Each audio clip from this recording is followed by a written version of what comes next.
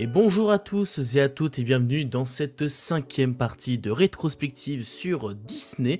On a déjà fait 4 vidéos et même 22 films Disney précédemment et aujourd'hui nous allons parler de 6 autres films. Il va y avoir pas mal de choses à raconter et donc on va parler de Les Aristochats, de L'Apprenti Sorcière, de Robin des Bois, des aventures de Winnie l'ourson, des aventures de Bernard et Bianca, il y a beaucoup d'aventures, et enfin Peter et Elliot, le dragon, le meilleur pour la fin, évidemment. Nous avons évidemment l'équipe habituelle, moi-même, mais aussi Cinéphage et Mélanie, comment allez-vous? Très bien, très bien, très bien. Bien, motivé. Bien, motivé. On voit que ce soit moi ou Mélanie, nous sommes passés par la casse-coiffure. Et personne... Effectivement. Et comme si moi j'étais pas allé. Toi, t'es allé? J'y suis allé aussi, mais c'est pas grave, tranquille. Ah ouais. Pas mal. Non, mais... Non, j'avoue, j'ai même pas vu pour Cinéphage, j'ai pas remarqué l'aide. Alors moi, je vous avoue que j'avais pas remarqué non plus. Mais donc comme ça... Alors tous les que deux, moi, on ça est- j'ai se coupé voit un quand petit même. peu. Hein. C'est vrai que ça se voit, Mélanie. Oui, oui. Mais enfin, Ça fait un bref, petit côté avec le haut bleu, ça fait un petit côté Jill Valentine dans Resident Evil. un petit peu, c'est vrai.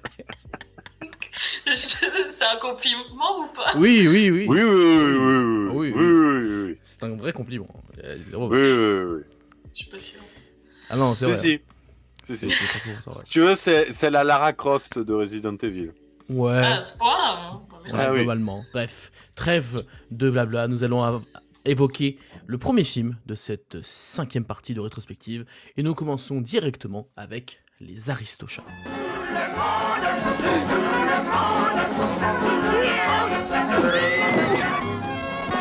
Un formidable charivari signé Walt Disney, Les Aristochats. Donc Les Aristochats, le 23e film de cette liste de films Disney sorti en 1970 aux États-Unis et en 1971 en France. C'est probablement dans la liste d'aujourd'hui peut-être le classique Disney qui est le plus resté dans les mémoires, avec peut-être un autre film que nous allons aborder après, mais Les Aristochats c'est quand même resté culte, je pense qu'on nous pouvons le dire, peut-être moins que d'autres classiques, vraiment gros classiques Disney, mais ça reste un film qui a été assez apprécié. Mon cher Cinéphage, est-ce que tu peux nous en dire un peu plus sur ces Aristochats? Alors oui, je peux vous dire plein de choses sur des anecdotes que j'ai écrites il y a très longtemps, donc il va falloir que je m'en souvienne. Tout ce que je peux vous dire, c'est que le film est sorti donc en 1970, comme tu l'as dit, mais la production a commencé en 1966. Et là, il est temps que je chausse un petit peu mes lunettes, parce que, bon Dieu, qu'est-ce que j'ai écrit? Alors, la chanson d'introduction, Les Aristocats, interprété par Maurice Chevalier, Cocorico. Maurice Chevalier, bien figurez-vous que Les Aristocats, c'est son dernier enregistrement audio avant sa mort. En fait, il avait déjà pris sa retraite. Et les frères Sherman l'ont contacté en lui disant « Écoute Maurice, on adore ta voix, on adore ton timbre et ton accent français. Est-ce que tu accepterais de chanter la chanson d'introduction du nouveau film Disney ?» Maurice Chevalier accepta très volontiers contre un beau chèque. Mais du coup, ça a été le dernier enregistrement de Maurice Chevalier. Et donc voilà, c'est assez marrant pour le souligner. À la base, Les Aristochats, ça devait être un téléfilm aussi, qui devait sortir dans les années 60. Le projet n'a été donc repris qu'à la mort de Disney. C'est-à-dire que normalement, ça aurait été un film live-action avec des chats. Ça n'aurait pas été un vrai film d'animation. Ensuite, qu'est-ce qu'on peut dire d'autre? Eh bien que le méchant devait être une bonne, qui devait s'appeler Elvira, et elle voulait tuer les chatons, puis ensuite c'est devenu un duo entre Elvira et Edgar. Ça n'a pas été conservé, malgré le casting de Elsa Lancaster dans le rôle de Elvira. Je ne sais pas, est-ce que peut-être que avec un duo, j'en sais rien, est-ce que ça ressemblait un peu trop, sans dalmatien, comme c'est déjà le cas, je ne sais pas. Et il y avait une chanson romantique qui avait été écrite pour le duo de méchants.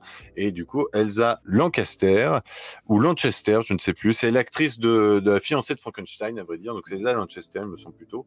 Donc elle avait été castée pour ce rôle de Elvira, mais elle n'a pas été retenue. Et figurez-vous que Les Aristochats 2 a failli exister. Puisque dans la grande période où Disney a fait les Rox et Rookie 2, les 101 Dalmatiens 2, les Hercule...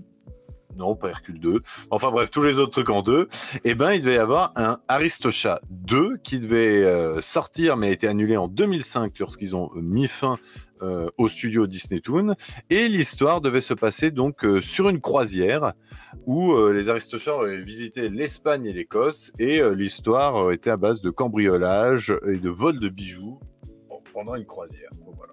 Ça aurait été pas trop mal. Enfin, l'histoire semble assez intéressante. Ça aurait pu être fun de revoir du coup les Aristochats sur un bateau. Je te propose de commencer directement sur ce film. Qu'est-ce que tu en as pensé de ces Aristochats? Ah bah moi j'ai jamais été très très fan des Aristochats, je dois vous l'avouer. Je l'ai quand même eu la chance de le voir au cinéma le 31 décembre dernier, puisqu'il le repassait en salle. Ça a été l'occasion en plus d'emmener pour la première fois au cinéma ma nièce. Il y en a qui ont commencé avec pire, vous me direz. Là, quand même, commencer avec les Aristochats, c'est quand même pas mal. Mais c'est vrai que, gamin, j'ai toujours préféré les 101 Dalmatiens aux Aristochats, parce que c'est quand même une histoire où tu ne peux pas ne pas faire la comparaison avec les 101 Dalmatiens. Déjà, il y a tellement d'éléments qui se ressemblent. Les chansons sont moins présentes dans les Aristochats que dans les 100 Dalmatiens. Quoique, non, les 100 Dalmatiens, il y avait finalement que 2-3 chansons, donc c'est pareil. En fait, c'est l'absence de chansons, on revient au même. On est toujours dans le cadre, du coup, d'une famille. Sauf qu'ici, ce qui est intéressant, c'est que c'est une famille avec un père de substitution. Roublard, un petit peu. Mais bon, ils l'ont un peu assagi, apparemment, comparé à ce qu'ils voulaient vraiment en faire à la base. Donc, c'est un bon classique qu'on apprécie pour certains moments forts. La chanson Tout le monde rêve de devenir un cat, enfin, voilà, tout le monde l'a en tête, voilà, elle est intemporelle. Mais voilà, ça et le fait que l'animation n'est pas non plus des plus formidables. Je trouve que la vieille dame, enfin je veux dire, au bout d'un moment on a compris qu'elle est vieille parce qu'il y a 15 000 rides sur sa gueule avec bien au trait noir. Enfin voilà, il y a quand même quelque chose qui a mal vieilli, et quand même quand on se dit attends, ça c'est plus récent que Pinocchio, enfin voilà quoi, c'est pour ça que j'ai vraiment du mal avec l'animation en xérographie. Et de toute façon ce soir on va en revenir assez souvent parce que c'est un peu le problème après les années 60, c'est que on sent que on essaye de survivre après la mort de Disney, on sauve quelques projets qui avaient été presque entamé par Disney et qu'on avait un peu mis de côté, et voilà, histoire qu'on s'occupe. Mais voilà, on sent qu'il y a plein de projets qu'on va parler ce soir que je pense que Disney aurait refusé et où n'aurait vraiment pas accepté que ça sorte en l'état. L'animation est mise de côté au profit de peut-être une histoire un peu plus trépidante et sympathique. Mais le film est un succès, hein. Le film est un succès, ça c'est clair et net, hein. Ça a vraiment été un succès en ça. Très bien, et de ton côté Mélanie, est-ce que tu partages cet avis ou au contraire tu serais un petit peu plus fan quand même? Ben, je suis un peu confuse parce que je suis à certains points, je suis d'accord avec Cinéphage et sûrement avec toi Cinéchaud sur l'animation, sur le fait que ça ressemble au 101 Dalmatiens, où je me suis rendu compte que parce que j'ai regardé un peu à la suite, parce que sinon j'avais jamais fait le lien, j'avoue. Moi, Aristocat, c'est un des films que j'ai plus vu petite. Moi, j'ai bien plus Aristocat dans mon cœur que les 101 Dalmatiens. Oui, effectivement, l'animation pas très chouette au vu de nos télés actuelles. Après, je trouve hyper touchant. Moi, j'ai vraiment un affect particulier pour ce film, et encore plus maintenant que j'ai des chats. Moi, je me mets vraiment à la place de madame, quoi, donc voilà. Oh, t'es plus jeune. Voilà, je vous trouve un peu dur avec Aristocat. Comment? Moi, je suis jeune, oui, encore, mais je suis pas riche non plus comme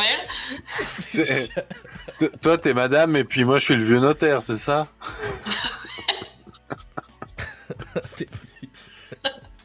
Ouais, le vieux notaire comme ça, là. Oui, tes lunettes loupe, parfait. Et que tu tiens comme ça, là. Alors... Je te ferai mon testament. Mais non, mais moi, en tout cas, je ressens sa panique quand elle voit plus ses chats, à quel point elle peut être triste de ne plus voir ses chats. Ah, le film est stressant, par contre, c'est sûr que... Après, il y a quand même des scènes que j'aime pas du tout. La principale, c'est les oies. Ça, je n'ai jamais pu la supporter, déjà petite. Oh, les oies, je comprends pas. je ne les ai jamais supportées avec l'oncle machin, là. C'est pas mon truc. Après, je trouve ça très drôle, par contre, les chiens. Ah oui. Avec la bataille des bières, moi je trouve ça très réussi.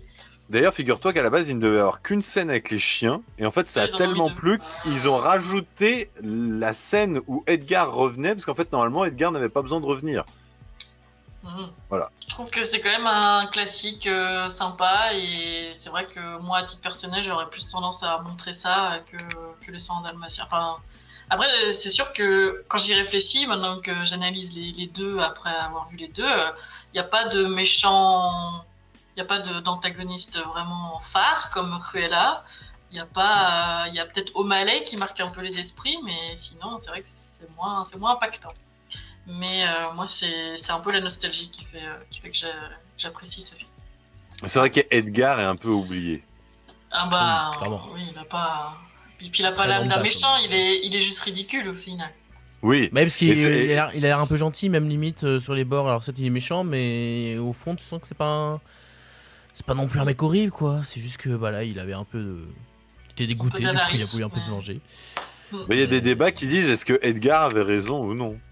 Quand même. Hein. Bah, en Bah, même temps, abandonner c'est vrai des que donner chats, ton quand même. héritage à tes chats. Bah, en fait, moi j'aurais été lui. Déjà, j'aurais attendu que la vieille dame meure. Enfin, voilà, et puis la dynamique des personnages aussi, je trouve que ça fonctionne bien. Ils sont tous très mignons, ça fait encore très enfantin, très pour les enfants. Voilà. Moi j'aime bien. Tu chantes À part les encore les arpèges? Oui, mais je la connais la chanson.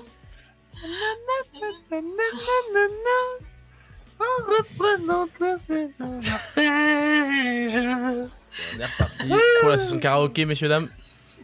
Non, les Aristochats, je connais pas non plus tant que ça les chansons au final. Bon, après, tout le monde. Enfin bon, tout le monde. Hein, De petite mon- séquence raciste en fait, en plus, on en parle, hein, mais Oui, voilà. je hein, sais. voilà. Je sais. Merci Oui. Disney. Mais bon, à l'époque, c'était normal. Oui. C'était la liberté C'est d'expression. rien, c'était l'époque. Voilà. Voilà. Alors, moi, de mon Surtout côté. un chat je suis un siamois, peu- quoi. Bon, bref. Oui. C'est pas- Et en plus, ils nous l'ont fait 2 fois. 2 fois, ils nous l'ont fait. Hein. C'est vrai, ils l'ont fait plusieurs fois. La race convient pas non plus. Bon, bref. Voilà. Vas-y. T'as aimé? Oui, ouais, de fou. Non, j'ai pas. En fait, le truc, c'est que justement, on a parlé de la comparaison avec les 101 Dalmatiens, et ben, j'ai un peu mangé en pleine face. C'est-à-dire que je voyais les films, et je me disais, alors oui, c'est quand même tout à fait sympathique, ça se laisse regarder avec grand plaisir. Il y a des chansons qui sont très bien. Tout le monde te dire un 4, effectivement, ça c'est une chanson qui me marque assez facilement. Mais le problème, c'est que vraiment la structure narrative du film est tellement similaire au 101 Dalmatien que du coup, je pouvais pas m'empêcher de faire les comparaisons, de me dire, je préférais quand même un peu plus la dynamique dans ce film-là, ou je préfère un petit peu plus l'antagoniste dans ce film-là, l'animation dans ce film-là aussi, qui est un petit peu mieux qu'effectivement dans ces Aristochats un petit peu en dessous. Et ça fait que quand je le regarde et quand je le finis, je me dis, c'est un bon moment, c'est un classique plutôt sympathique, et je comprends ouais, pourquoi c'est dans le lot en tout cas celui qui est resté un peu le plus connu entre guillemets, ou en tout cas qui est le plus resté en mémoire durant les années 70 en tout cas, de ceux qui sont sortis durant cette période. Après, est-ce que moi personnellement je m'en rappelais énormément, honnêtement, moi en tant que découverte de cette année, moi ça m'a pas non plus époustouflé ou quoi, je trouve ça sympathique, il y a un bon rythme, ça dépend parce qu'effectivement les passages avec les oies et tout ça, bof quand même, hein, on sent un petit peu le temps passer. Mais les personnages sont plutôt mignons, les enfants aussi sont plutôt bien doublés aussi en plus de ça. Et ça fonctionne plutôt pas mal. Oui, moi c'est ça, en fait ce que je pense de ce film, c'est que pour moi c'est un bon petit classique qui se laisse regarder, mais ça va pas beaucoup plus loin que ça. Je trouve pas que ce soit un film qui soit particulièrement majeur dans l'histoire du studio. Bon, en tout cas, moi, c'est pas l'impression que j'en ai. Je t'en prie, Mélanie. Oui, non, je disais, il a pas de personnage impactant ce film, mais si, il y a Marie, qui a beaucoup de peluches, beaucoup de jouets, beaucoup de décors avec Marie. C'est un peu le personnage type pour représenter Aristocat, c'est la petite Marie. La chatonne. C'est l'enfant. Blanc. Ouais, la chatonne blanc. Oui. Ok. Oui, en effet.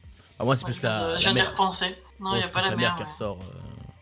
Bah non, parce que là, elle ressort avec son nœud rose, son petit truc rose. Et il y a Pourtant, beaucoup de- Duchesse. Oui, Pourtant, qu'est-ce qu'elle a, Duchesse, quand même. Bah, elle était marquante quand même. Hein. Mm. Oui. D'ailleurs, je suis pas O'Malley très aussi, fan hein. du personnage aussi du... Et cette séquence était quand même très très belle, hein. Faut reconnaître Oui. qu'il y avait vraiment une séquence romantique très jolie. Oui. Donc voilà pour les Aristochats. Est-ce que vous avez quelque chose à rajouter sur ce film? Je pense qu'on a à peu près dit ce qu'on avait à dire, mais si j'avais voulu rajouter un petit truc sur un personnage, une scène... Ou...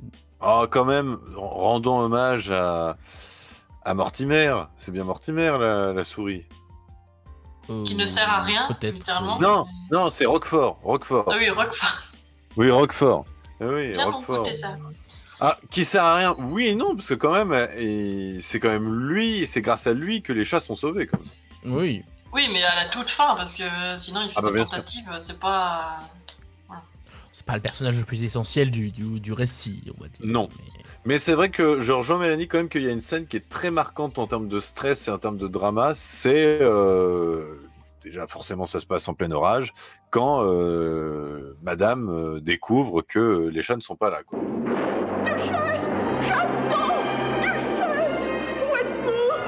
Vraiment comme elle crie, comme elle appelle à l'aide. Vraiment c'est assez poignant, quoi. Puis ça joue bien avec le décor à ce moment-là, parce que l'espace très large, ça t'inquiète un peu, je trouve, dans la pièce. C'est un peu sur l'escalier, à un moment donné, qui est un peu sombre. Mais c'est vrai que quand tu repenses au sang dalmatien, t'avais la bonne qui sortait dans la rue en disant au secours, au secours, au secours.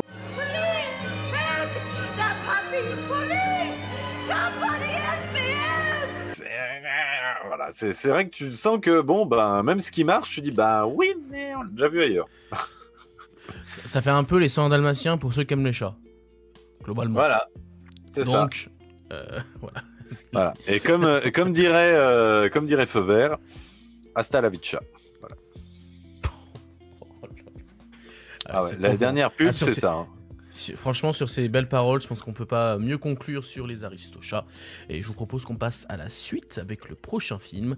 Et ce deuxième film, c'est L'Apprentie sorcière. Walt Disney Productions présente L'Apprentie sorcière. Une sorcière peut voler. Enfin, presque. Donc, L'Apprentie sorcière, 24e film de la liste de chez Disney, 1971 aux États-Unis et 1972 en France, avec comme actrice principale une actrice que Cinéphage apprécie particulièrement. Je te laisse dire ce nom et nous dire un peu plus sur ce film. Notre regrettée Angela Lansbury, bien évidemment. Et on retrouve aussi David Tomlinson qui jouait le papa dans Mary Poppins. Également Roddy McDowall dans un petit rôle qui joue le prêtre. Roddy McDowall, pour les fans de La Planète des Singes, eh ben, c'était Cornelius. Et oui, vrai. Voilà. Alors, eh bien, figurez-vous, L'Apprentie sorcière, le film est sorti en 71, la production, vraiment, on pourrait penser à commencer en 70, mais en fait, non, mesdames et messieurs. La production a commencé bien avant, puisque le film a été lancé avant que Disney obtienne le feu vert pour Mary Poppins. L'Apprentie sorcière, c'était le plan B, au cas où Pamela Travers refuse de donner les droits de Mary Poppins à Walt Disney. Il avait un autre projet avec une sorcière, enfin en tout cas une femme avec des pouvoirs magiques. Donc au moins c'était facilement interchangeable en termes d'histoire, est-ce qu'on mettait le truc ou machin. Donc L'Apprentie sorcière est né comme ça. Du coup, nécessairement, Disney est mort, on n'a plus de projet, qu'est-ce qu'on fait? Ah, Disney l'avait validé. On le reprend et on le fait. C'est quand même important de souligner que c'est le dernier film où ont travaillé les frères Sherman. Ils sont partis à la suite de ce film puisque l'expérience de la production du film a été une souffrance pour eux, puisque de nombreuses chansons ont été refusées, ont été non retenues dans le montage final. Alors que voilà, on a quand même plusieurs chefs-d'œuvre. Je viens de vous les interpréter. Portobello Road, dans le bleu si merveilleux de la mer, si clair. Ou encore Églantine, Églantine. Enfin voilà, on pourrait chanter toute la journée absolument. Ce film est formidable. Également, et c'est important de le souligner, c'est que le bleu merveilleux de la mer, si clair, eh ben, par exemple, a été écrit à la base pour Mary Poppins, puisqu'il devait y avoir une séquence animée sous la mer, et finalement, ça a été réutilisé pour L'Apprentie sorcière. Il faut savoir qu'il y a deux versions du film. La version que nous avons vue et la version courte. Il y a une version longue avec 25 minutes supplémentaires qui rajoute plusieurs chansons et qui rajoute des séquences supplémentaires avec Roddy McDowall qui a un rôle extrêmement réduit, on va dire, dans la version courte. Mais sachez qu'il y a des chansons que vous pouvez écouter dans le vinyle, sur le vinyle de film qui ne figurent dans aucune des versions et pourtant ils ont été tournés. C'est-à-dire qu'on a encore le son. Angela Lansbury, par exemple, interprétait une chanson la première fois qu'elle essayait son ballet. C'était l'une des très grandes chansons pour Angela Lansbury qui marquait quand même son retour à la comédie musicale. Et ben cette chanson a été, on peut encore l'écouter, mais par contre, les images ont été purement et simplement détruites. Voilà. Et également, qu'est-ce que je pourrais dire d'autre? Eh bien, que beaucoup de chansons d'Angela Lansbury ont été coupées parce que le studio préférait mettre une séquence de football avec les personnages animés en plein milieu du film, alors que voilà, normalement, il va y avoir plusieurs chansons avec Angela Lansbury qui a une voix absolument formidable, tiens, quand même. Et le film sera un échec. Et hélas, il ressortira quelques années plus tard et parviendra à se rembourser. Mais l'échec du film, dans un premier temps, mettra un frein aux comédies musicales chez Disney avant la prochaine qui est de bien moins bonne facture, n'est-ce-t-il pas? Voilà. Exactement. Et je propose que Mélanie commence sur ce film, L'Apprentie Sorcière. Alors, est-ce que c'est un Mary Poppins en mieux ou la version Wish? En mieux, pas du tout, non. On en est loin quand même. En fait, Mary Poppins, j'étais pas la première fan non plus. Et en voyant L'Apprentie Sorcière, je me suis dit, ah oui, quand même, Mary Poppins, il y a du niveau par rapport à L'Apprentie Sorcière. Donc bon. C'est bien parce qu'on veut voir les films Disney qui sont pas terribles, ça permet de relativiser les bons. Et de se dire en vrai, exactement. C'était pas si mal. C'est une autre analyse.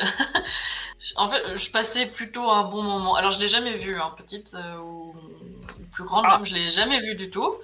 J'avais vu peut-être des images du lit qui volent dans les bandes annonces qui passaient en VHS là, mais voilà. Bon, petite histoire tranquille et tout, mais je crois que j'ai un peu décroché particulièrement avec la partie animée, quoi, avec le royaume des animaux.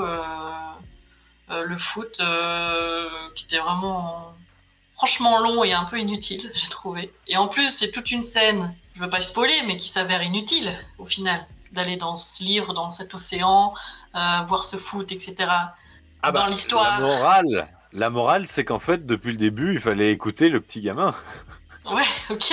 Mais ça a été réutilisé dans plein de films quand même. Ça, pour le coup, ça a été réutilisé dans plein de films. Ouais, mais là, je sais pas, tu passes déjà un moyen moment et là, tu te dis, ouais, d'accord, tout ça pour ça. Et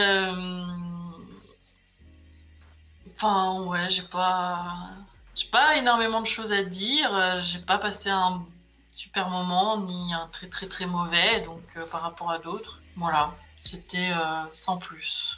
En tout cas, t'en ressors pas énormément de choses, quoi. Non, puis en plus, tu vois, je réfléchis, mais j'ai pas énormément de souvenirs non plus, au final. Après, est-ce que c'est pas dommage que, au final, tout le monde puisse utiliser la magie? Est-ce que ça aurait pas dû être réservé que à la sorcière, véritablement? C'est un peu, bon, quel est le message? Quand on y croit, on peut, je sais pas. Souvenez-vous des paroles. Croyez de nouveau au merveilleux. Ouais, toi qui as l'air très joué cinéphage, je t'en prie enchaîne. Faut qu'on se balance. Certain bonheur au fond des yeux. Je passe la parole du coup.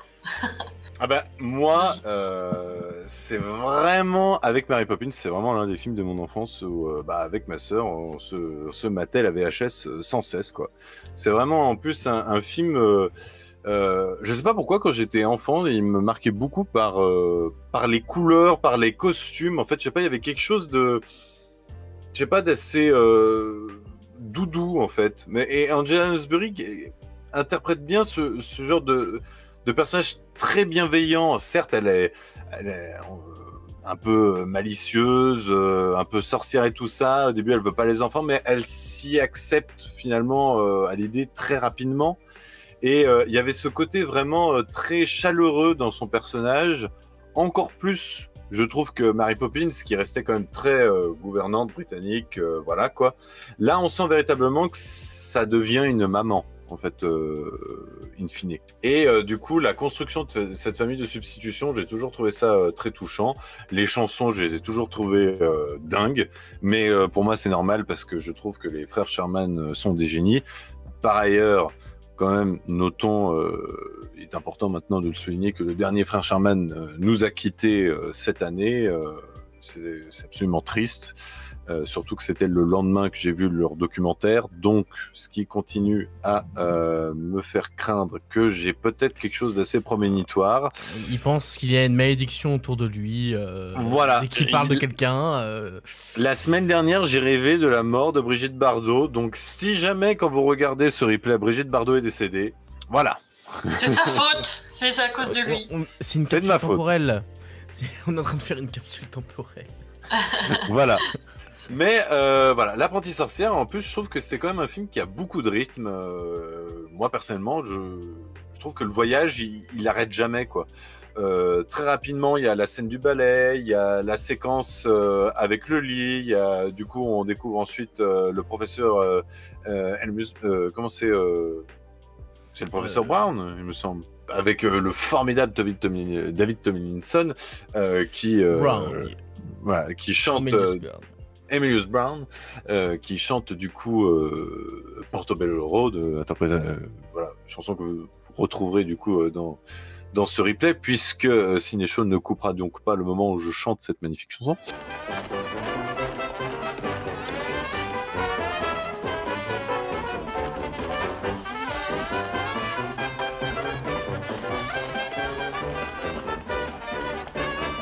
Grand moment musical aussi, avec énormément de danse, énormément de figurants. La séquence devait être encore plus longue, je crois, à la base. Donc, franchement, je trouve que c'est une très bonne comédie musicale chez Disney. C'est très fun. Et en même temps, il y a tout ce côté Seconde Guerre mondiale. Avec l'arrivée également des Allemands à la fin du film, l'attaque avec, du coup, les chevaliers, et puis ce fameux mantra qui est c'est is dit, voilà. Je sais plus comment c'est déjà les paroles autour, mais ils le disent assez souvent. Mekoina, un truc comme ça, c'est is dit, enfin voilà. Trecuna, mekoidis, trecorum setis di. Toi, t'as une chanson comme ça, hein, désolé, mais moi j'ai déjà oublié. Alors que je l'ai plus. Attendez, j'ai perdu la lumière, voilà. Si, je me souviens que la bataille était longue quand même, et un peu guéguesque quand même. Ouais, mais c'est voulu. C'est voulu. Mais là, Oui, on revient enfants, avec Disney qui utilise beaucoup d'effets visuels, comme Mary Poppins, et ils sont assez réussis. Et puis la fin est touchante. Même si, t'as envie de dire, elle est pas si heureuse que ça au final. Parce qu'on a quand même un personnage qui part à la guerre. Voilà. Mais voilà, j'aime beaucoup ce film. Je trouve que les enfants jouent très très bien. Enfin voilà, c'est un bonbon, c'est un bonbon. C'est Madeleine de Proust. C'est une pastille, une délicieuse pastille, comme dirait notre cher ami Illustre Connu. Oui, bien sûr. Non, franchement, j'ai envie de dire, si vous avez aimé Mary Poppins, il y a quand même de fortes chances que vous passez quand même un bon moment devant L'Apprenti sorcière. Et puis Angela Lansbury, mais quelle actrice absolument formidable. Je veux dire, elle était dingue, elle était touchante, elle était drôle, elle chantait magnifiquement bien. Enfin voilà, elle était parfaite. Eh bien, je vais te rejoindre sur ça. Elle était excellente dans le film, pas à dire. J'ai beaucoup apprécié son jeu qui était tout en subtilité, avec classe, l'humour, attachante, l'atout de l'héroïne, vraiment qu'on prend plaisir à suivre, donc ça c'était cool. Puis effectivement le côté un peu mère de substitution au fur et à mesure, j'ai bien apprécié découvrir ça. Alors par contre, pour moi, il y a en vrai, pour moi le film n'a qu'un seul vrai problème qui plombe le tout, c'est qu'il dure 2 heures. Cette histoire ne méritait pas 2 heures, je suis désolé. C'est ça, ce genre d'histoire, c'est 1h30 max. Mais max. Bah, le foot, déjà, faut l'enlever. Mais tout est trop long, tout est trop machin. J'ai l'impression que c'est... Bon, c'est pas le pire dans cette liste, hein, parce qu'on va parler d'un film juste après. J'ai hâte. Mais celui-là, c'est pareil, je trouve qu'il est un peu trop long pour ce qu'il a raconté. Alors, tout n'est pas forcément à jeter non plus dans les scènes. Je trouve que notamment toute la scène finale avec les chevaliers, j'ai plutôt bien aimé pour le coup. Je trouvais que ça fonctionnait bien. Il y avait plutôt un humour gaguesque qui était marrant, quoi. Il prenait des coups et le casque se levait, que les trucs se machin, etc. C'était plutôt bien fait en plus, d'ailleurs, là-dessus. Donc ça, j'ai bien aimé. J'aime bien le personnage de... Comme tu as parlé je me rappelle de son prénom. Emilius Brown. Voilà, Monsieur Brown, Professeur Brown, qui était plutôt sympathique à suivre également. Il y a une bonne alchimie avec Angela Lansbury. Qui s'incruste chez les gens, quand même. Oui. Et les gens qui sont partis parce que t'as littéralement un obus géant en plein milieu du jardin, quoi. Puis d'ailleurs, je trouve ça intéressant le contexte de l'histoire, le fait que ça se passe en 1940 et que du coup c'est un petit peu limité parce que ça reste évidemment un film pour enfants et on comprend pourquoi ça n'a pas vu jusqu'au bout. Mais j'aime bien quand même le contexte au début du film, on te montre quand même clairement que le contexte avec les soldats qui traversent la ville et puis sur la fin tout ce qui se passe avec le chevalier et le professeur qui part à la guerre. Je trouvais ça plutôt fort quand même malgré tout. Donc pour moi ouais, ces deux défauts, c'est qu'il est trop long et que tu vois un petit peu la comparaison avec Mary Poppins et tu te dis quand même c'est quand même un peu moins bien quoi. Ça se regarde tout de même plutôt bien. Je pense que quand je l'avais fini je me suis dit c'est vraiment pas terrible, mais plus j'y repense plus je me dis en vrai ça va. C'est un divertissement qui se regardait quand même, juste vraiment il est trop long, ça je maintiens. Il prend beaucoup trop de temps par moment. Mais ça se laisse regarder malgré tout, même les jeunes acteurs et actrices se débrouillent pas trop mal, j'avais trouvé, ça va, bon, le garçon est un peu agaçant, mais c'est le personnage qui veut ça, donc pourquoi pas, on va dire. Donc j'en ressors à peu près positif, je pensais être un peu méchant sur ce film, mais au final, depuis que j'ai vu un autre film, je me dis en vrai ça va. Franchement, c'est pas si terrible. Enfin, c'est pas si... Et puis il y a un chat, donc forcément Mélanie a aimé. Mais le pauvre, il ressemble à rien. Et surtout, c'est un enfoiré de première. C'est vrai. Le pas très pauvre. Bah oui, mais bon, il... Ah bah il joue bien le chat. Hein. Il joue très bien le chat. Franchement, ça fait du bien. C'est con à dire, mais ça fait du bien de voir de vrais animaux dans des films comme ça, parce que c'est vrai que ces dernières années, ça devient de plus en plus rare. Des vrais lapins. Oui. Ouais, les lapins aux yeux rouges là. Punaise. Mais le pauvre, ils lui ont mis des poils en plus, tout moche. Mais une perruque. Donc, non, mais c'est vrai qu'il y a quand même quelque chose de touchant et ça, le côté orphelin, tu te le prends quand même en pleine poire. Hein, quand même, tu te dis, ouais, ils ont une vie quand même pas joyeuse, quoi, les gosses. Hein. Comment donc, ça ils ont qu'une hâte, c'est de rentrer à Londres. Oui, mais parce qu'ils pensent qu'ils sont tombés sur. Ils parlent pas de maman me manque, papa me manque. T'as pas de scène triste entre frères et sœurs à se dire qu'est-ce qu'on fout là, pourquoi on est là, on est triste ou quoi. Y a rien de ça. Ils sont. Si ça arrive à la fin.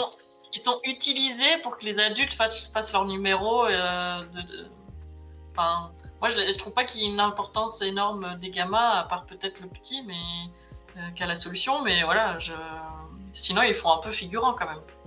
Bah, disons qu'en fait, ça fait un groupe. Ça fait un groupe et quand même, t'as l'impression que c'est des enfants qui ont grandi un peu trop rapidement pour leur âge et du coup ils veulent retourner à Londres parce qu'ils savent pertinemment que la personne qui les garde n'en a rien à faire et puis enfin voilà, c'est des enfants, ils veulent un truc un peu parfait et ce qu'elle leur sert c'est un peu pourri à la base. Mais après au fur et à mesure ils se lient avec cette personne et ils se lient aussi avec le Dr Amuse Brown, enfin ils se lient finalement au duo principal et ils se rendent compte que finalement ce qu'ils recherchent c'est une famille quoi. Et qu'ils en ont marre de bouger de maison en maison. C'est un peu les prémices de famille d'accueil avant que France 3 achète les droits. Donc c'est vrai que c'est voilà, c'est intéressant. Les origines. C'est bon. Eh oui. Voilà. Achetez-le. Voilà sur l'apprenti sorcier. Est-ce que vous avez quelque chose à rajouter avant que nous passions au film suivant ? Oui. Achetez le DVD parce que le doublage que vous avez sur Disney+, c'est le deuxième doublage et du coup les chansons, tout est un peu moins bien. C'est pas mauvais, mais c'est un peu moins bien. Bien, chef. Les gens prennent note, là, ils ont pris leur petit stylo. Bah, surtout, ce qui est quand même extraordinaire, c'est que le DVD que vous pouvez trouver dans tous les commerces, quasiment, c'est le premier doublage. Donc, t'as envie de dire, qu'est-ce que vous nous foutez avec le deuxième doublage sur Disney+. Disney+ n'a jamais été un exemple de cohérence dans les doublages proposés des vieux films, hein, de ce que j'ai vu. Ou alors, parce que quand même le deuxième doublage a été fait en 2003. Pourquoi ? Parce qu'en 2003, ils ont sorti la version longue. Alors, si vous nous mettez le deuxième 2h20. Du coup, si vous nous mettez le deuxième doublage sur Disney+, mettez-nous la version longue, parce qu'elle y est même pas sur Disney+. Et malheureusement, il y a que quelques personnes qui le réclament, mais... Alors certes, du coup, si vous voyez le deuxième doublage, vous avez le plaisir d'entendre Richard Darbois faire la voix du lion, ce qui n'est pas le cas dans la première. C'est vrai. Dans le premier doublage, qui est une voix beaucoup plus rauque Et par contre, on retrouve, je ne sais plus comment s'appelait ce comédien, mais qui était très connu et qui fait la voix de l'oiseau. Oui, monsieur le roi, on a volé votre étoile. Enfin, voilà, c'était comme ça, c'était vraiment. Tu fais bien. Voilà. Oui, Un vrai doubleur. Vu qu'on a enregistré, je peux retrouver du coup le nom du doubleur que je disais, qui est absolument formidable, qui est Jacques Siron, qui est connu pour être la voix de Batman dans les films Batman. Enfin, c'était la voix de... Non, pas de la voix de Batman, c'était la voix d'Alfred dans la série animée Batman et dans les films Batman. Voilà. Lesquels les films? Les 4 films, les 4 premiers films. D'accord. Très voilà. Bien. Jacques Siron. Voilà. Et bien sur cette note autour du doublage de L'Apprentie Sorcière, je vous propose avant de passer tout simplement au 3e film de cette vidéo, et pas des moindres, puisque c'est avec les Aristochats, je pense, l'un des plus connus, je dirais, puisque nous allons parler de Robin des Bois. Tout droit à la forêt de Sherwood. Maman, ne laisse pas. Continuez, ne vous souciez pas de moi. Robin des Bois, prochainement sur les écrans. J'entends juste le vieillard. Ne le manquez pas. Et ne me tire pas la langue, vilain crotal. Donc Robin des Bois, 25e film Disney, sorti en 1973 aux États-Unis et en 1974 en France. Il s'agit bien sûr de l'adaptation d'une histoire qui est très connue de tous, qui a eu le droit à de très nombreuses adaptations, même encore récemment, si vous vous rappelez la version de 2018 avec Taron Egerton, qui était très très mauvais, mais nous n'en parlons pas. Voilà, exactement. Nous n'allons pas parler de cette version-là, nous allons parler de la version de 74 en France, donc Robin des Bois des studios Disney. Mon cher cinéphage, est-ce que tu as quelques informations à nous donner? Et oui, eh bien sachez que la production du film a commencé en 1966 et que le film est un mélange entre Robin des Bois, ça je pense que vous l'aviez compris, mais également le roman de Renard, connu pour être l'un des roman et venant du Moyen-Âge, le roman de Renard, qui du coup avait un projet d'adaptation chez Disney depuis 1930, mais Disney estimait que Renard, le personnage de Renard était un escroc et que c'était quand même pas terrible de mettre un escroc en personnage principal. Donc le mélange avec Robin des Bois était quand même bien mieux, mais du coup c'est pour ça que Robin des Bois est un renard, voilà. C'est le dernier film dont la production a été approuvée par Walt Disney. Donc voilà. Après tous les films qui suivront, Walt Disney aura peut-être jeté un coup d'œil sur 2-3 storyboards ou à peine, mais là véritablement, Disney a dit bon, c'est bon les gars, allez-y, faites Robin des Bois. Il y a beaucoup d'emprunts dans les précédentes productions, donc notamment dans la séquence de la danse, puisque il y a des moments où on voit que ça a été piqué au Livre de la Jungle et à Blanche-Neige. Qu'est-ce qu'on pourrait dire d'autre aussi? Eh bien, qu'on retrouve 2 personnages de l'Apprentie Sorcière, puisque le roi et le pêcheur dans l'Apprentie Sorcière, l'ours, on pourrait clairement dire que eh bien, ce sont les inspirations de Prince Jean et Petit Jean. Voilà, clairement, ça y ressemble beaucoup. Qu'est-ce qu'on pourrait dire? Le choix des animaux était aussi là pour mettre une distance, puisque vu que le héros était un voleur, vous comprenez, c'était pour pas montrer aux enfants que c'était bien d'être un voleur. Voilà, voilà. Mettre des animaux, c'est les riches, c'est bon. C'est pour voler aux riches, c'est bon. Voilà. Frère Toc, à la base, devait être un porc. Mais Disney a considéré que ça pouvait être un petit peu mal vu par l'église, et du coup, ils en ont fait un blaireau. Voilà. C'est quand même formidable. Donc un choix de réduire l'équipe autour de Robin des Bois pour véritablement se concentrer sur le duo principal qui est Robin des Bois et Petit Jean pour donner un côté Butch Cassidy et le Kid. Mais voilà. Donc le grand moment humour, ça aurait été donc Frère Toc n'est plus un porc, c'est un blaireau. Voilà, l'église est contente, c'est formidable et tout le monde est ravi. Et le film sera un succès. Voilà. Ah.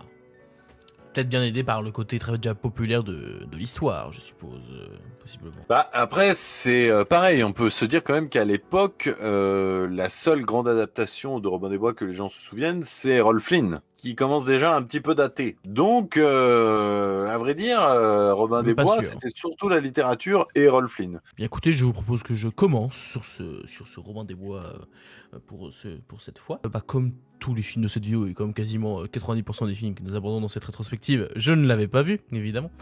Donc c'est une découverte, oui, tu fais la tête à chaque fois, je le sais très bien. Mais cet homme a passé une enfance absolument affreuse. Non, je regardais les Pixar. Oui, bah moi aussi. Bah mais moi je regardais que des Pixar parce qu'il y avait que ça et ça me suffisait. Donc ce Robin des Bois, je connaissais bien évidemment l'histoire de base, donc il n'y aura pas trop de surprises là-dessus sur les déroulés global du film, mais on est quand même étonné de voir comment ils l'adaptent, comment ils vont utiliser les différents personnages et le fait que ce sont des animaux pour ensuite adapter les différentes personnalités, différents trucs, etc. J'ai beaucoup aimé tous les personnages quasiment. Je trouve qu'ils sont tous bien caractérisés, tous une bonne alchimie en tout cas. On se complète tous très bien entre eux, entre le roi et Robin des Bois et je sais plus quel est le nom de la reine, c'est une reine si je dis pas de bêtises. Non, c'est la princesse. Princesse Marianne. Marianne. Oui, Marianne comme dans évidemment le récit de base de Robin des Bois. Bah oui.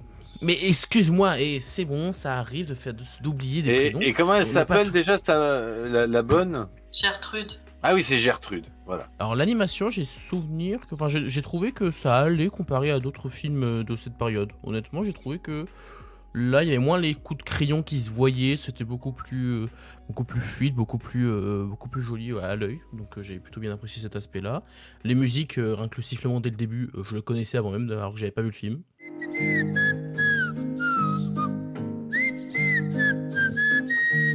Mais on sait pourquoi tu savais. Vas-y, dis-nous. T'as sans doute vu cette vidéo sur YouTube avec un hamster qui fait...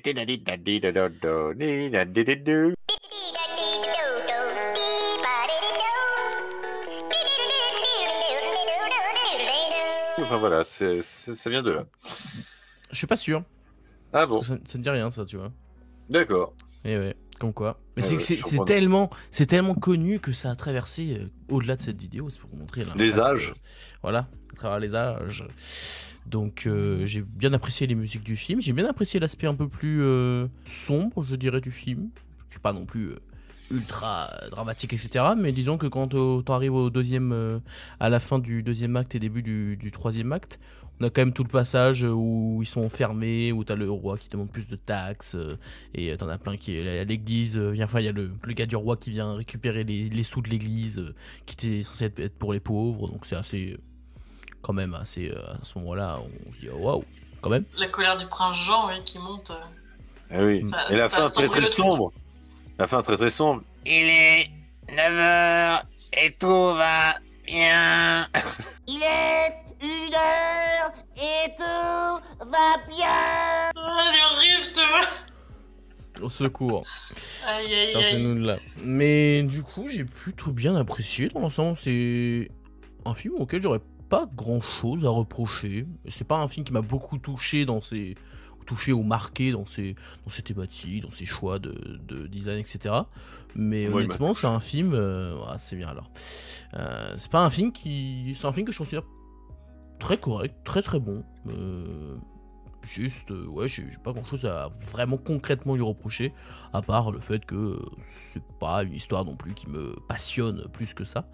Mais je trouve que le film est très bien mené, donc je comprends pourquoi il est resté dans les annales, si je puis dire, et pourquoi certains en ont un très bon souvenir, et que ça fait du coup partie avec les Aristochats des deux classiques qu'on retient le plus des années 70. Voilà pour mon avis, mais est-ce que ce sera partagé par mes chers collègues? Je vais commencer par Mélanie. Oui, moi c'est un de mes favoris. J'ai toujours adoré Robin des Bois. Voilà, j'aime bien l'ambiance, je trouve que le film est assez drôle.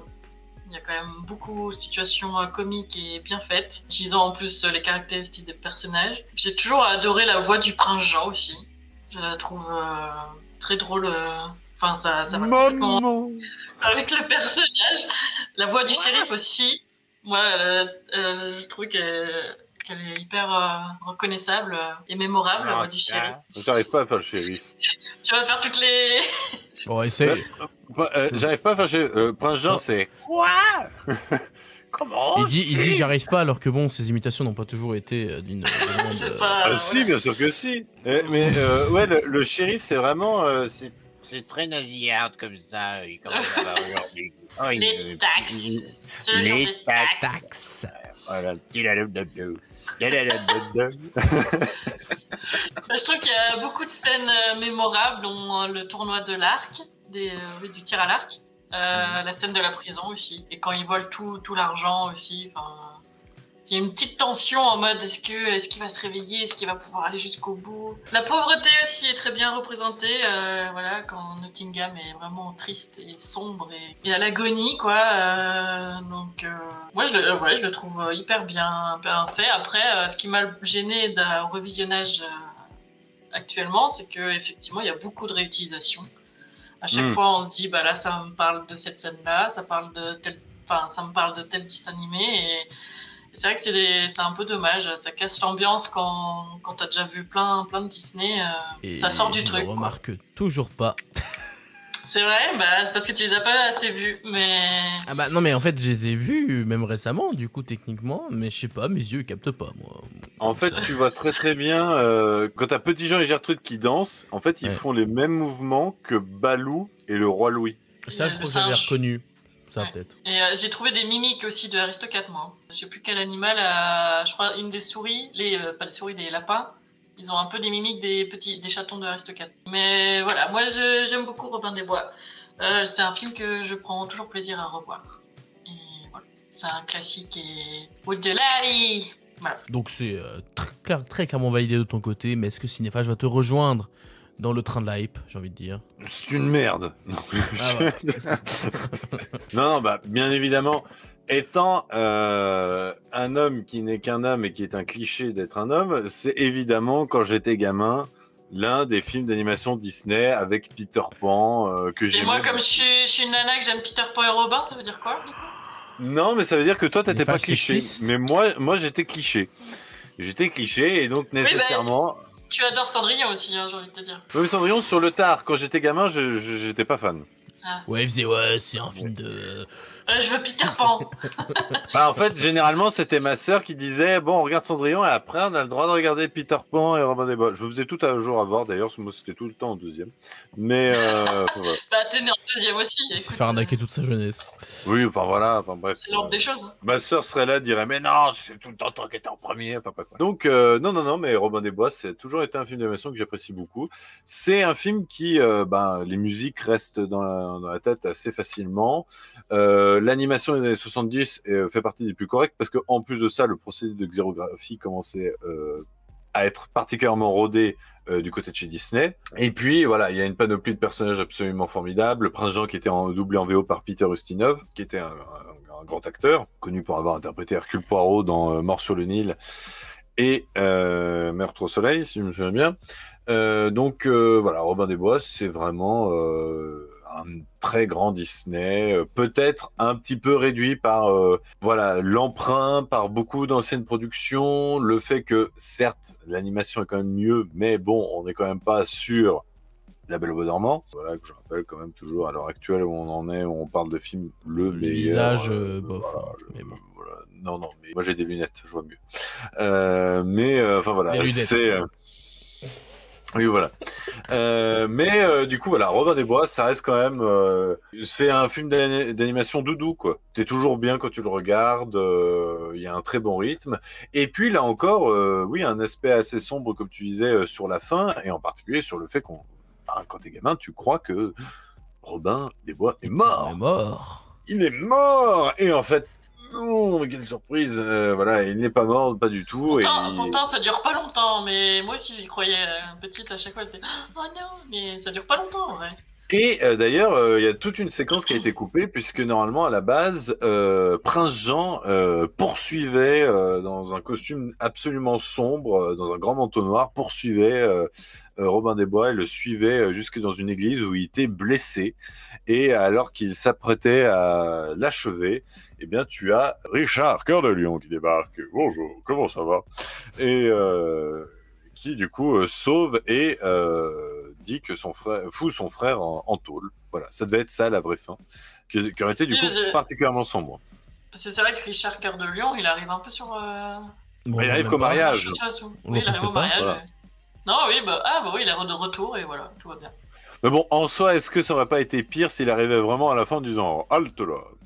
Allez, je règle tous les problèmes, c'est parti. Qui est dans cette église? Ah bah tiens, comme par hasard. Comme par hasard, bah ça tombe bien. Je pense que c'est une bonne chose qu'ils aient coupé la séquence, même si du coup, ça aurait rendu le personnage du prince Jean beaucoup plus sombre et machiavélique.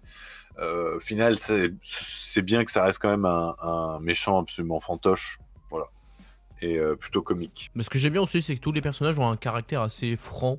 Ils sont pas du tout lisses, je trouve. Bah, c'est très caricatural. Même Robin des Bois, il a un flegme.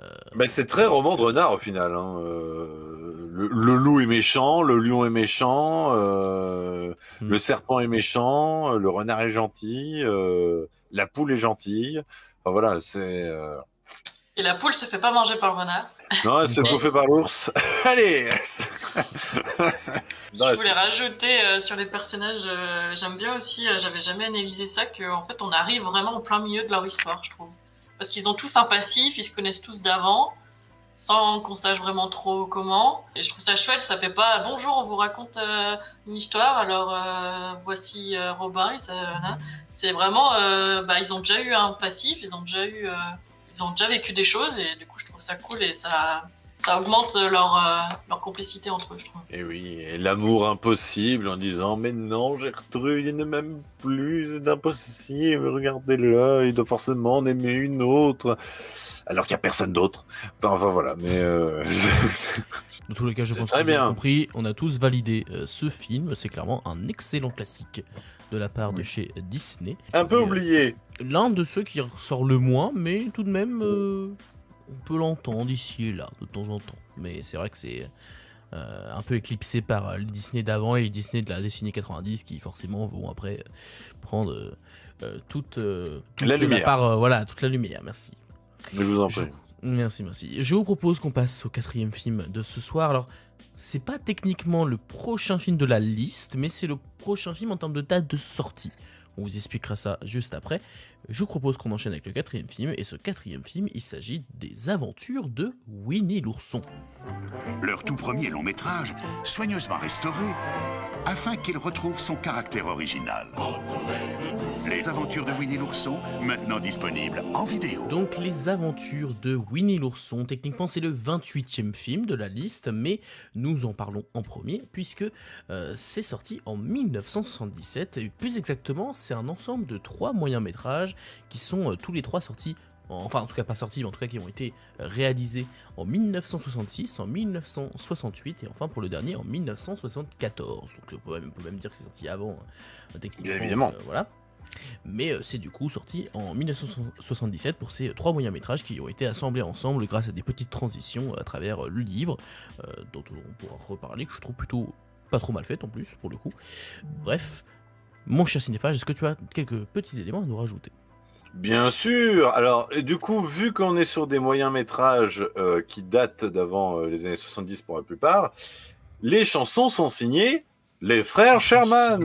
Voilà, ce qui est formidable. Et d'ailleurs, ils reviendront, mais ça, on en parlera dans une autre émission. Les frères Sherman reviendront une dernière fois chez Disney pour signer les chansons des aventures de Tigrou, pour vraiment dire que l'univers Winnie l'ourson les avait marqués. Winnie l'ourson, eh bien, c'est un personnage qui était peu connu à l'époque où Walt Disney lance la production de moyens-métrages.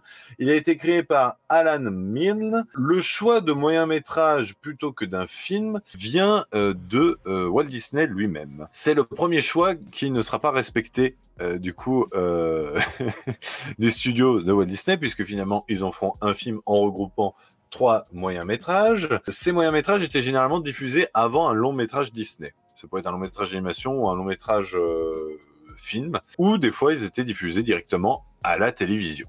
Le premier moyen-métrage ne plaît pas du tout à Disney, donc c'est Winnie l'ourson et l'arbre à miel, si je me souviens bien.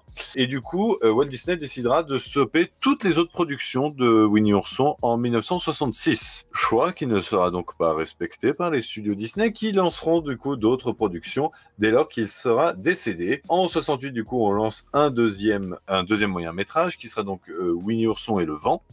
Et le troisième, ce sera centré plus sur Tigrou, qui se fait presque abandonner par ses amis, mais en fait, ce sont ses amis qui finissent par se retrouver seuls, et Tigrou qui finit par les retrouver. C'est une très bonne morale. Il faut savoir que Winnie l'ourson et le vent a obtenu l'Oscar du meilleur court-métrage d'animation en 1969 et que le troisième a été nommé dans cette catégorie en 1975 mais ne l'aura pas eu. Et il faut savoir qu'il y a un quatrième moyen-métrage centré sur Bourriquet qui a été fait mais qui n'est sorti que sur le DVD. Les bonus du DVD. Voilà, donc je ne l'ai jamais vu. Et le film a été un succès. Voilà, le recueil de 3 moyens-métrages a été un succès. Voilà. Et ça a lancé la popularité de Winnie l'ourson qui n'est plus à faire. Et clairement, on peut dire que chez Disney, on a toute l'équipe Mickey, Donald, Dingo. Et en deuxième position, c'est clairement Winnie, Coco Lapin, Porcinet, Tigrou, quoi. En termes de popularité, en termes de peluche et en termes de merchandising, je pense qu'on est vraiment en deuxième position. Moi, j'avais un Tigrou. Ouais, je devais avoir un Winnie quelque part. Eh ben, moi, j'avais rien du tout. Je t'en achèterai un. Ouais. Non, moi, j'ai eu un Bambi. Et en personnage Disney, j'ai eu que ça. Hein. D'ailleurs, on va revenir sur le sujet. Je vais proposer à Mélanie de commencer sur ce film. Qu'as-tu pensé des aventures de Winnie l'ourson? Je vais être méchante, mais j'ai l'impression d'avoir vu un truc débile, quoi. Très bien, mais dis-nous en plus. Non, mais je l'ai jamais vu. Alors peut-être une fois petite, parce que je crois qu'on avait eu la cassette, mais c'était vraiment, j'étais pas fan. Moi, j'ai plus de souvenirs des aventures de Tigrou. Que ça, j'ai beaucoup plus regardé. Alors, ce que j'aime bien, c'est la version, le passage des histoires via le bouquin, que je trouve très joli, très poétique. Mais sinon, je trouve ça un peu vide.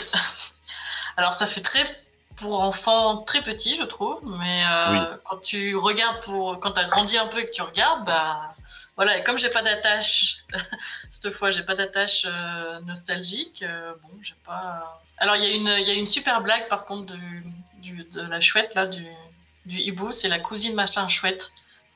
J'ai trouvé ça très drôle. Après, voilà. Sinon, c'est tout. Ça, c'est très... Il y a quand même de l'humour adulte, hein, parce que cousine machin chouette, et puis... c'est quoi, c'est un castor? Ah non, qui siffle tout le temps, là. Non, c'est une taupe. C'est une taupe. C'est une taupe, mais qui est inspirée du castor de Belle et le Clochard. Ouais, voilà. Et ça m'a énervé quand il siffle tout le temps, là. Mais qui arrête pas de dire je suis pas dans le bottin, je suis pas dans le bottin, je suis pas dans le bottin. Alors là, franchement, les gamins, je pense que le bottin, ça leur parlait pas du tout. Hein. Ouais. Mais voilà. C'est tout ce qui est le bottin, il est chaud. Alors, là, comme ça me dit rien. Et tu sais ce que c'est, Mélanie, le bottin? Je sais pas, le jolitin? Non, c'est pas vrai. Non, le bottin. Le bottin. Ah ben là, oui, d'accord, vous avez pas compris la blague. Le bottin, c'est l'ancêtre des pages jaunes. Donc c'est pour ça qu'il dit je suis pas dans le bottin, je suis pas dans le bottin. Bah, c'est pour ça, en fait. Et bah, dis donc. Là, on est passé à côté du film, quoi. Et on en apprend tous les jours. Voilà. Voilà.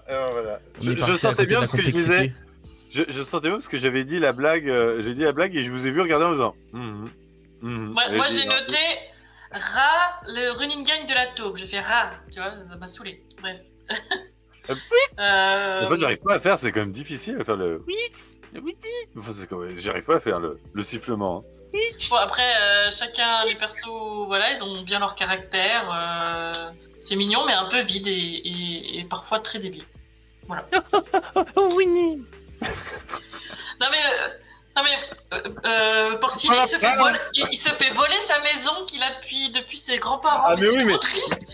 Mais ça m'a toujours buté, ça. Il se fait voler sa baraque, et en plus, le pire, c'est vraiment... C'est Bourriquet qui dit « J'ai trouvé une meilleure baraque. » Ah oui, c'est la maison de Porcinet. Des fois, ils se font des traces quand même. Pas. Ah mais ouais. Et t'as tout le monde qui est là en disant « Oh, mais quelle bonne idée, Bourriquet. » C'est lunaire, le truc est lunaire quand même. Mais plus on vieillit, plus on se dit qu'on ressemble à Bourriquet, quoi. Et voilà. Mais c'est l'ouverture d'esprit, parce que du coup, après, Winnie dit « Oh, Porcinet, viens à la maison. » Ah, moi, je peux y aller. Enfin voilà, et puis du coup, ils vivent ensemble. J'ai pas grand-chose d'autre à dire. Ok, on n'a pas accroché. Non, pas du tout. Okay. Alors, de mon côté, je dois avouer que j'ai bien été pris dans le truc. En fait, c'est extrêmement simpliste comme film, et il n'y a pas du tout de trucs un peu plus... où on peut un peu plus rechercher quelque chose que dans d'autres films Disney. Mais je trouve que c'est sa simplicité qui le rend tout à fait appréciable. Je sais pas, je trouve que c'est un ensemble d'histoires qui fonctionne très bien parce que tous les personnages sont très bien caractérisés, ils ont vraiment des vannes, enfin ils ont tous leur petit moment, leur petite réplique à eux et ça se complète parfaitement bien. Il y a des scènes en plus qui, même visuellement dans les situations, fonctionnent bien. La cabane du hibou, ou la chouette plutôt. Non, c'est Maître Hibou, donc c'est un hibou. Voilà, c'est hibou, on est d'accord. C'est sa cousine qui est machin chouette. Oui, voilà. Mais oui, suis un peu. Ah, pardon, désolé. Mais du coup, la scène où t'as sa cabane qui se balance, etc. J'ai trouvé ça plutôt marrant visuellement, ça fonctionnait bien. Oh, les gags marchent bien. Et puis, c'est renforcé par le doublage qui est excellent. Franchement, j'ai trouvé que le doublage était impeccable de tous les personnages. Et même les transitions, alors j'ai vu qu'apparemment, la plupart des suites Disney qu'on va traiter à partir des 90-2000, c'était un peu des trucs comme ça, mais apparemment les transitions sont vraiment pourries. Là, je trouvais qu'au moins, c'était plutôt amené de façon à peu près logique, et même il joue, ce que j'ai aimé en termes de mise en scène, c'est qu'il joue sur le côté, c'est un livre que vous suivez, et du coup, Tigrou par exemple, pour éviter de tomber, il se sert des mots qui sont inscrits sur le livre pour descendre, par exemple. Enfin, c'est plein de petites idées comme ça que j'ai trouvé vraiment très bonnes et qui marchaient très bien. Donc même si c'est pas un film où je pense qu'on peut épiloguer pendant des heures sur son contenu, je dois bien avouer qu'en termes de pur divertissement, film familial Disney, je pense que c'est l'un des plus cool que j'ai vu de tout ce qu'on a vu là.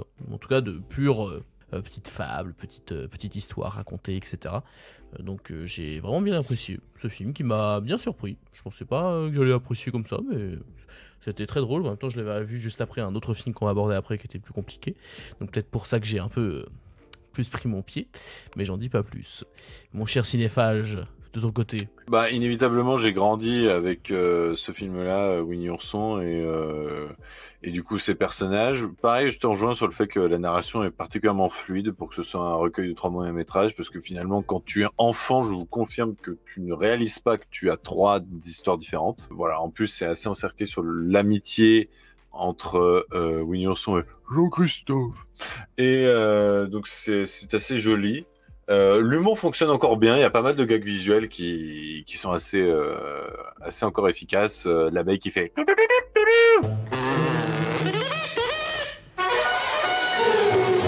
Voilà, je veux dire, il y a plein de trucs qui ont été réutilisés par la suite. Evin Rude, dans Bernard et Bianca, ressortira le même son. Et du coup, il y a plein d'humour, beaucoup d'humour qui fonctionne encore. Certes, c'est très enfantin, c'est très simpliste, mais en même temps, je trouve que la morale n'est pas si débile que ça. C'est plutôt bien écrit pour les enfants. Les musiques sont intemporelles. Là, franchement, encore une fois, les frères Sherman sont des dieux. Il suffit d'entendre quelques notes et on sait pertinemment qu'on est dans le monde de Winnie Ourson. Les musiques sont très bien. Oui. Franchement, c'est un très très très beau film. Et d'ailleurs, visuellement, je trouve que l'animation a quelque chose de très poétique. La maison de Winnie, comme elle est dessinée, c'est magnifique. La maison de Porcinet. Ici, Jambonneau. Jambon. Une abréviation pour jambonneau. Jambonneau un nom savoureux. Oui. La maison de Maître Hibou. Enfin voilà, tout est absolument dingue. Voilà, c'est absolument charmant. C'est pour les tout petits. Forcément, nous, on n'a plus trop d'intérêt à le revoir, si ce n'est pour voilà la qualité technique, que ce soit en termes de musique, en termes de narration, comment ils ont pu accoler 3 moyens métrages à la suite et jouer avec ça, comme tu dis, avec Winnie Ourson qui va se demander s'il est dans le prochain chapitre ou pas. C'est finalement un film assez malin et qui vieillit plutôt bien. Donc, je recommande. Mais vous avez aimé aussi la scène psychédélique à la Dumbo, là? Un peu moins. Oui. Mais... Nanana. Si c'est que 3-4 minutes. Bon, j'étais là, encore des éléphants qui font des trucs chelous, c'était bon. Des effets lents et des ouifs. Et ça m'a perturbé aussi parce que j'ai beaucoup vu les mèmes de Winnie l'ourson. Il y a plein de petits gifs avec Winnie, enfin... Voilà. Quand il est dans son fauteuil, il attend. Oui, Coco Lapin, oui. Oui. Il y a l'image où il est avec un costard. Et voilà. J'ai vu les origines, enfin, voilà. Coco Lapin, il faut qu'il arrête de sauter. Pourquoi j'arrive pas à faire Tigrou?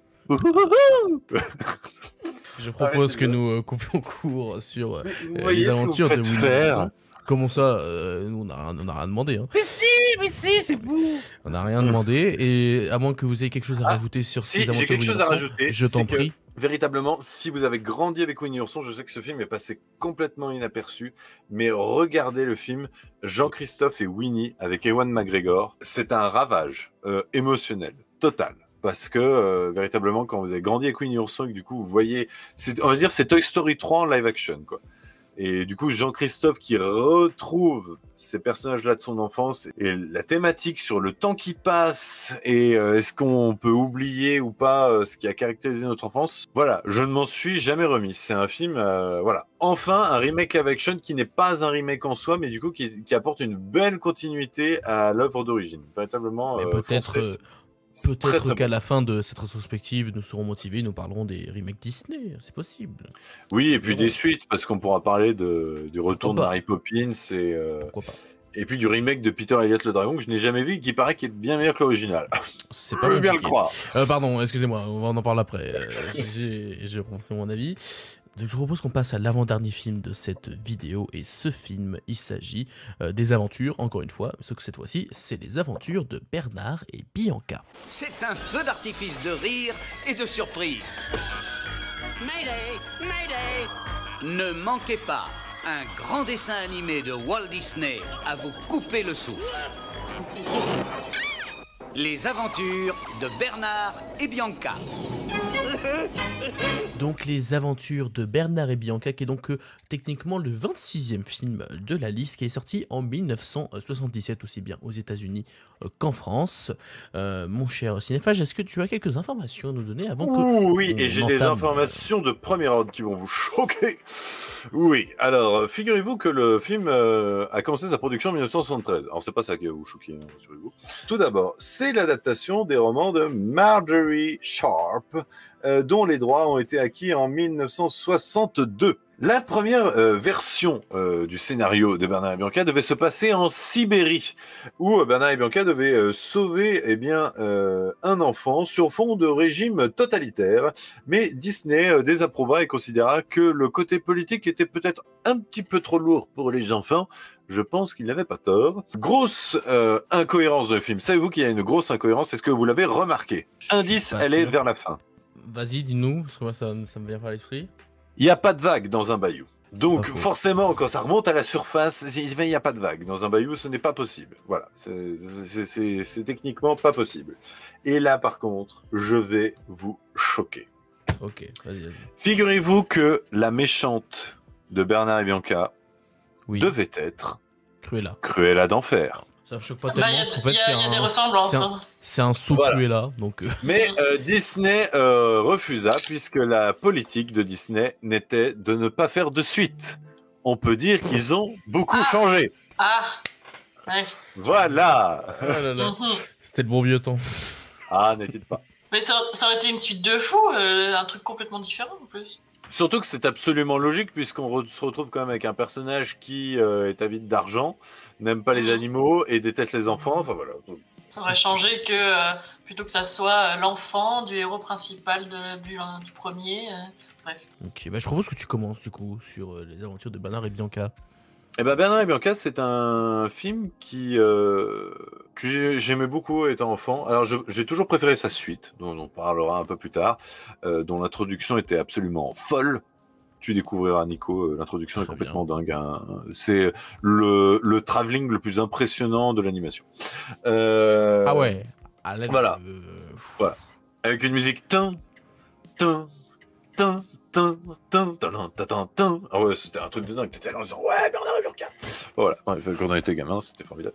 Mais là, Les Aventures de Bernard et Bianca, c'est un film qui me surprend en adulte, en se disant mais putain, mais qu'est-ce que c'est glauque, qu'est-ce que c'est sombre. Il fait toujours nuit, il pleut toujours, les crocodiles font peur.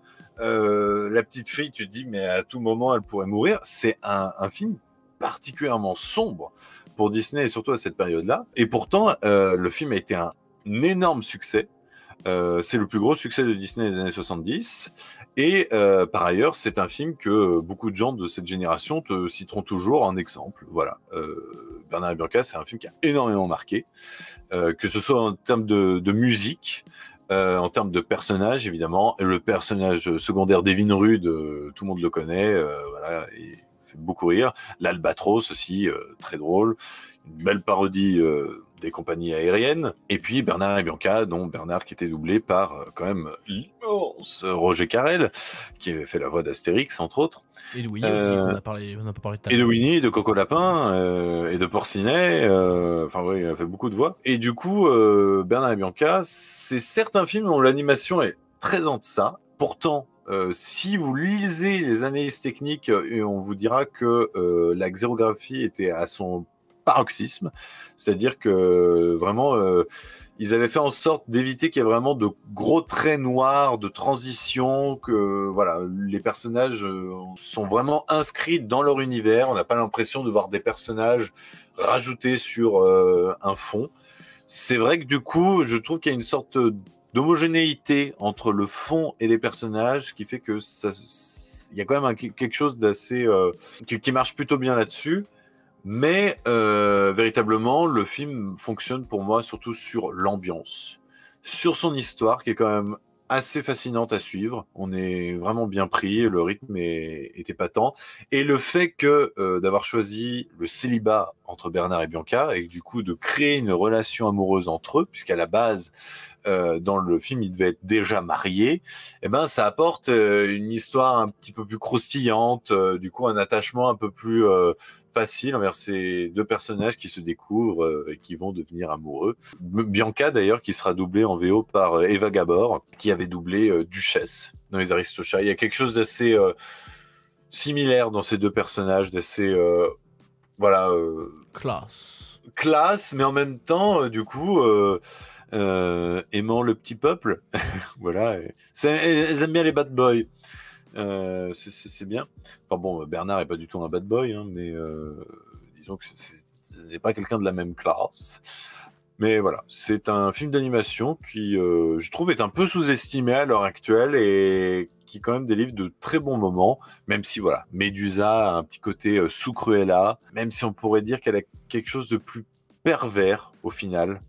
Puisque vu qu'elle se prend à une petite fille et qu'elle lui fait vraiment miroiter un avenir radieux qu'elle ne lui accordera finalement jamais, il y a quelque chose de vraiment très très malsain, quoi. Donc c'est un film d'animation que je conseille, j'aime beaucoup. Bah, de mon côté, j'étais en totale découverte parce qu'autant les autres je connaissais de nom, en tout cas j'avais une idée en tête. Je vous avoue que les aventures de Bernard et Bianca, avant que je les voie dans la liste, je ne savais même pas ce que c'était. Je découvrais, je dis qu'est-ce que c'est que ce truc, visiblement ça a été le plus gros succès des années 70, donc c'est bizarre que j'en ai même pas entendu plus parler que ça, en tout cas personnellement. Et quand même, faut se dire que le film a forcément été un succès puisque ça a donné lieu à la première suite classique d'animation Disney. Beaucoup de gens disent c'est La Reine des Neiges qui est sa première suite classique d'animation Disney. Non, c'est Bernard et Bianca. Bernard et Bianca 2 est un classique de l'animation des studios Disney. Et pas Disney Toon. Du coup, j'ai découvert ce premier film. Déjà, dès le début, j'ai été très étonné du thème principal de leur générique, que j'ai trouvé magnifique. Mais qu'est-ce que c'est que ça?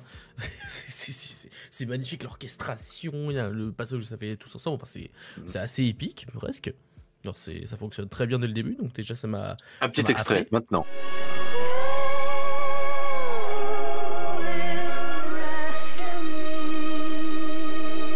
Du coup, après, j'ai quand même été... C'est vraiment dommage parce que je pense que le film aurait vraiment gagné là-dessus. Je pense qu'il aurait été bien plus haut dans mon estime si l'animation n'était pas aussi compliquée quand même. Tu sens, dès le début, le bateau qui se déplace, il est tout fixe. Tu vois qu'il est tout fixe, qu'ils ont juste déplacé l'image et là, tu fais...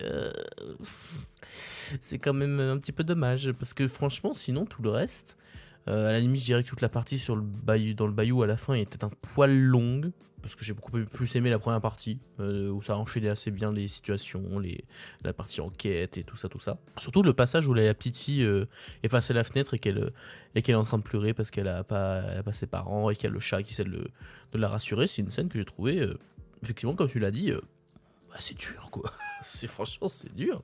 C'est trop. Ouais, en plus, elle se trouve moche. Mais oui, vraiment, c'est horrible. Alors que la petite fille, elle est le seul personnage au dessin réaliste. Ils ont vraiment calqué le visage d'une petite fille sur ce personnage. Ah, pour le coup, la petite fille est celle qui a le droit à l'animation la plus, je pense, plutôt soignée, je dirais. Parce que même Bernard et Bianca, des fois, surtout au niveau des yeux, ou des fois ça change, c'est bizarre. Des fois, ils ont des yeux avec des couleurs spécifiques, et parfois c'est juste un petit crayon noir, enfin juste un petit point noir pour faire les yeux.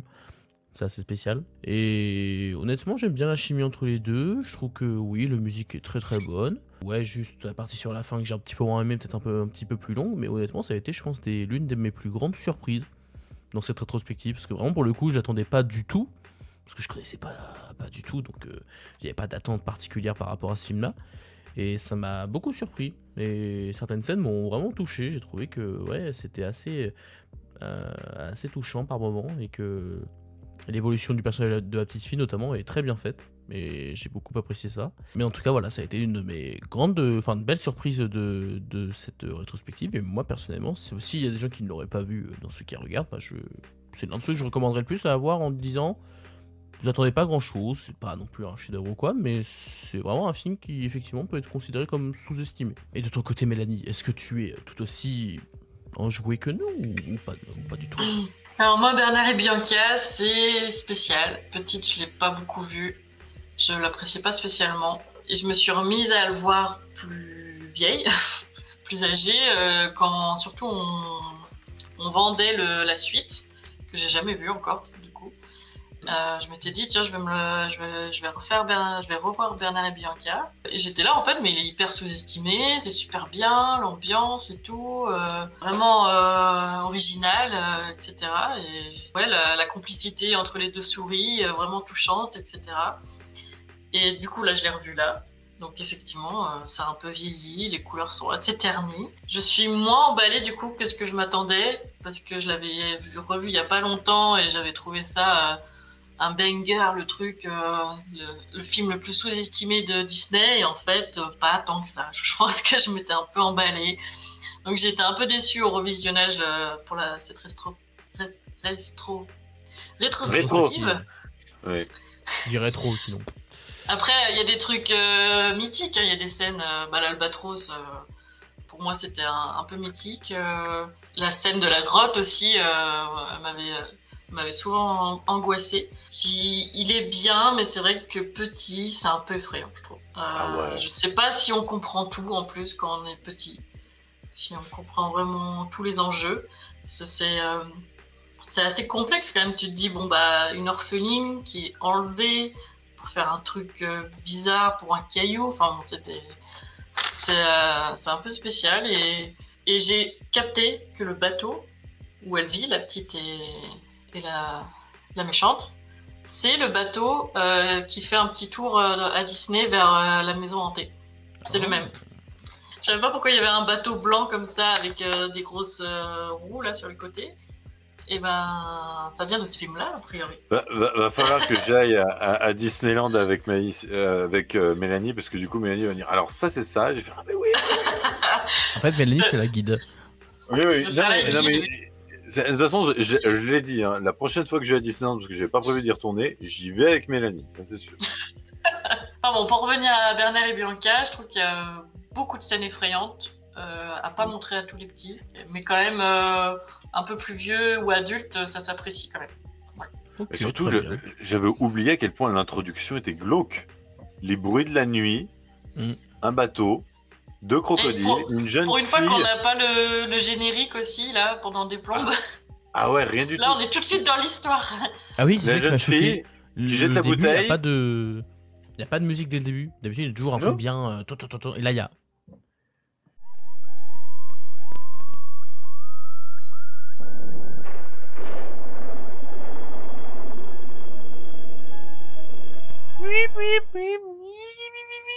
Enfin voilà, des bruits de la nuit. Direct, ça te marque le fait que le film il est différent des autres. Et là, elle jette la bouteille et là. Enfin voilà, c'est les grandes envolées lyriques et tout ça. Tu fais bien, hein. Franchement, tu chantes tellement bien, c'est fou. Et après, on se croirait dans le film. Ah, j'ai le son. Et après, il y a une transition. SOS Société. Nous sommes là pour vous aider. Oh là là, formidable. Avec quand même un petit discours. Oula, on a bien vieilli. C'est bien les années 70 parce que mais voyons, cher Bianca, nous ont pas envoyé une femme toute seule s'occuper d'une petite fille. Voyons, on va envoyer quelqu'un. Bah mais c'était la seule couleur rageuse de le faire. Il y avait ça aussi dans l'apprenti sorcière. Je l'avais pas dit, mais le petit garçon, des fois, il fait des remarques à sa sœur. Je sais plus ce qu'il dit à un moment donné, mais il dit un truc du genre là, on cause entre hommes ou je sais plus quoi. Excuse-nous. Et j'avais oublié, et alors ça pourrait être vraiment, genre sur un quiz Disney, tu veux piéger quelqu'un, genre niveau ultra difficile, j'avais oublié que Bianca représentait la Hongrie. Ah, quand même, là c'est le trivia. J'aurais dit russe, sinon, mais oui, Hongrie. Mais en plus, elle a pas tant que ça d'accent. En VO, alors après, j'ai pas écouté en VO. Mais je ne sais pas si elle roulerait à gourmandise. Peut-être. Si des gens l'ont vu en Bernard. VO. Si des gens l'ont vu en VO dans les commentaires, qui n'hésitent pas à nous le faire savoir, en tout cas. Voilà pour ces aventures de Bernard et Bianca. Avez-vous quelque chose à rajouter avant que nous passions au dernier film de cette vidéo? Non, ça va. Ça va. Donc vous avez compris, c'est un film que nous considérons comme malgré tout assez sous-estimé dans cette période des années 70 notamment. C'est un film qui mériterait à être réévalué pour sa qualité et son aspect plus sombre par rapport aux autres films qui le rend assez unique, je dirais, en son genre. Nous passons au dernier film de cette vidéo et pas des moindres, messieurs, dames. C'est un grand film que nous allons parler. Nous allons parler tout simplement pour finir cette vidéo de Peter et Elliot, le dragon. Suivons toujours et toujours le vent qui court. Le nouveau grand Walt Disney, Peter et Elliot le dragon. Un chef-d'œuvre où tout est exceptionnel, puisque c'est un dragon super magique qui sème le bonheur autour de lui. Donc Peter et Elliot le dragon, sorti en 1977 aux États-Unis et en 1978 en France. Il s'agit à nouveau d'un film mélangeant animation et prise de vue réelle, après notamment Mary Poppins et l'apprenti sorcière. Mon cher cinéphage, est-ce que tu peux rajouter quelques éléments? Oui, la production a commencé en 1975. C'est le premier film d'animation sans aucun des 9 sages, des Nine Wise Men, qui étaient donc les 9 principaux de l'animation chez Disney. Même si on peut considérer qu'étant donné qu'il y a Ken Anderson, à qui on doit Cruella, Medusa, qui a dirigé la partie animation, qui n'a pas dirigé la partie animation, mais qui a fait le design de Elliot, on peut le considérer presque comme le 10e sage. C'est par contre, le directeur d'animation, c'est un homme très connu, puisque c'est Don Bluth. Don Bluth, à qui on doit les Fievel, les Brisby, les Secrets de Nîmes, Charlie mon héros, Pousselina, Anastasia, Titan AE, enfin voilà, Anastasia, film inoubliable. Alors là, si on arrive à Anastasia, mais alors là, je vous dis pas les gars, mais alors là, mais c'est parti. Anastasia, c'est extraordinaire. Les chansons...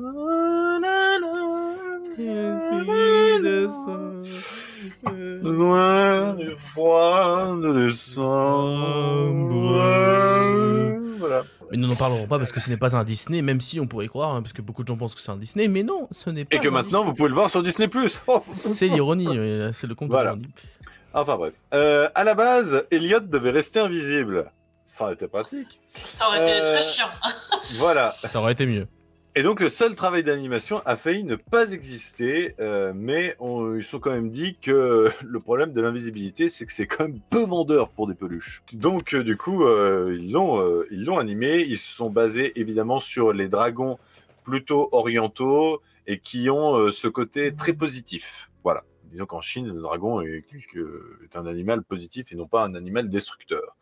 Figurez-vous, et ça ne doit pas vous surprendre grandement, Julie Andrews avait été approchée pour jouer le rôle de Nora, mais finalement, il reviendra à Helen Reddy, qui était une chanteuse très connue à l'époque pour son tube I Am a Woman, qui n'a pas trop dépassé les frontières, on va pas se mentir, mais voilà, écoutez la chanson, elle est sympathique, mais... on comprend pourquoi en France ça n'a pas non plus fait un succès complètement dingue. Le film ne sera pas un grand succès, voilà, on reste dans le même domaine, et les critiques reprochent la durée, l'abus de consommation d'alcool dans le film, et surtout le trop grand nombre de chansons, souvent faibles, fades, et qui n'apportent pas vraiment de spectacle. Pourquoi il dit ça ?